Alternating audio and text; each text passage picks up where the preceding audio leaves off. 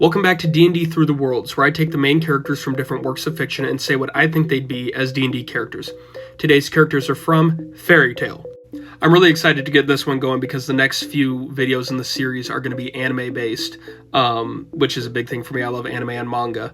So, without further ado, today's characters are going to be Natsu, Gray, Urza, Lucy, and Happy. Starting out, due to his being raised by a fire dragon, I have Natsu as a red dragonborn. This gives way to some of his dragon abilities and his fire abilities. I have him as a Storm Barbarian, Ascendant Dragon Monk multiclass. The Storm Barbarian gives a little bit more explanation to his fire abilities, and it answers for a lot of his anger issues. He powers up the more, amped he gets, the more angry he gets. And the Ascendant Dragon Monk gives way to his fighting style more than anything else. I have him as the athlete background. He's constantly trying to compete with the other members of the guild, specifically Gray and Urza, and he's constantly trying to get himself into peak fighting condition. And I have him as chaotic good. Natsu does not care about the rules whatsoever. There's not a shred of that in him, but he cares about people. And everything he does is going to be to help his guildmates and those in trouble. Next, I have the Ice Wizard Gray as a Keldon human. This has more to do with his backstory, being raised in a very snowy, cold environment.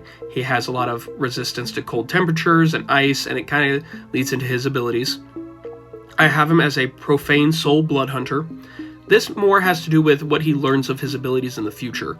Later on in the series, he learns that he specifically has Demon Slayer magic. And this kind of goes into the Blood Hunter thing, having magic specifically designated to take down one type of enemy.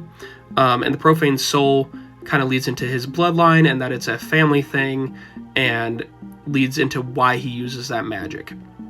I have him as the Outlander background. He was orphaned at a young age and taken in by his teacher, and they lived out in the middle of nowhere on an icy mountain.